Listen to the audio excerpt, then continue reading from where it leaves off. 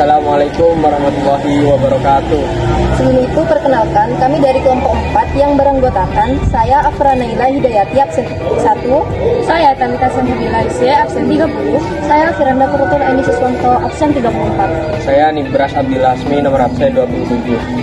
Di sini, kami akan menjelaskan tentang orang Cina memberontak dan perlawanan Mangkubumi dan Mas Said. Yuk kita simak sama-sama.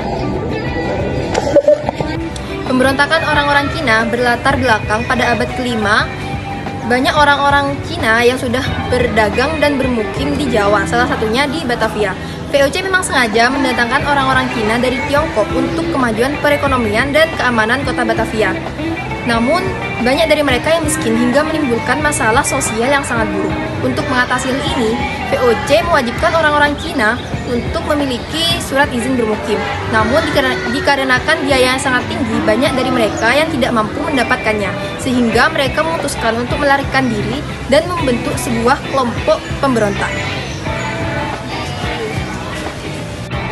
Pada tahun 1740, kebakaran di Batavia memicu tindakan keras VOC yang melakukan sweeping dan pembantaian terhadap orang-orang Cina. Sebagian dari mereka melarikan diri dan melakukan perang di bagian pesisir yang dipimpin oleh Oe Panko atau Kisah Panjang.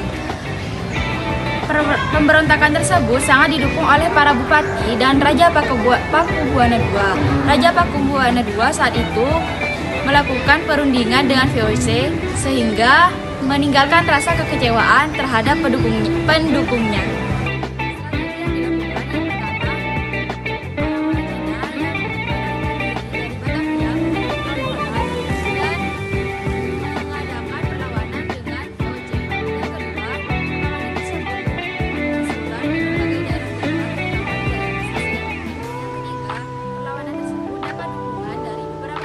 Bupati di daerah pesisir dan Raja Pakubuana II karena dapat desakan dari pangeran.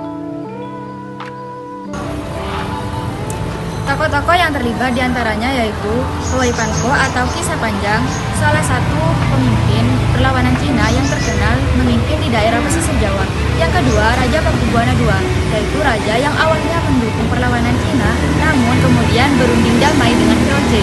Yang ketiga adalah VOC yang merupakan organisasi kolonial Belanda yang menangani pemberontakan dengan sangat keras menggunakan militer dan keamanan yang sangat ketat.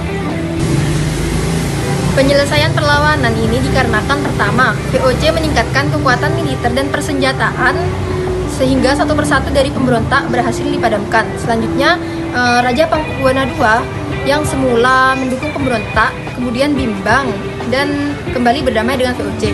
Dikarenakan sikap berubah dari raja ini membuat kalangan keraton kecewa dan memicu intervensi politik di istana. Latar belakang terjadinya perlawanan ini, yang pertama adanya intervensi dan campur tangan VOC terhadap urusan internal Keraton Mataram. Yang kedua, sikap Pakubuana II yang sewenang-wenang terhadap bangsawan Mataram dan tunduk terhadap VOC. Yang ketiga, keinginan Raden Mas Said dan Pangeran Mangkubumi untuk mengambil hak atas kekuasaan beberapa wilayah Mataram. Strategi yang digunakan dalam perlawanan ini, yang pertama ada perang gerilya. Mereka menggunakan taktik hit and run, menyerang secara tiba-tiba lalu menghilang ke dalam hutan atau desa. Yang kedua, pembagian wilayah. Mereka membagi wilayah kekuasaan untuk memperluas pengaruh dan mempersempit gerak musuh. Yang ketiga, mendapat dukungan rakyat. Mereka berhasil meraih simpati rakyat dengan menonjolkan ketidakadilan yang dilakukan oleh Pakubuana II dan VOC. Tokoh-tokoh yang terdapat pada perlawanan ini adalah 1. Pangeran Mangkubumi, 2. Raden Mas Said, 3. Raden Sutawijaya, 4. Suradiwangsa, 5. VOC, dan yang terakhir adalah Pakubuana II. Penyelesaian perang ini melalui beberapa kesepakatan penting yang secara bertahap melalui 2 perjanjian, yakni yang pertama Perjanjian Giyanti yang terjadi pada 13 Februari 1755. Poin-poin yang terdapat pada perjanjian ini adalah 1. Pembagian kerajaan Mataram, yang kedua pengakuan terhadap Mangkubumi, dan yang terakhir keuntungan VOC. Untuk perjanjian yang kedua adalah Perjanjian Salatiga yang terjadi pada 17 Maret 1757. Poin-poin yang terdapat pada perjanjian ini adalah yang pertama pembagian wilayah terhadap Raden Mas Said dan yang terakhir adalah berakhirnya konflik. Sekian penjelasan dari kelompok 4. Saya selaku perwakilan dari kelompok 4 mengucapkan mohon maaf dan terima kasih. Assalamualaikum warahmatullahi wabarakatuh.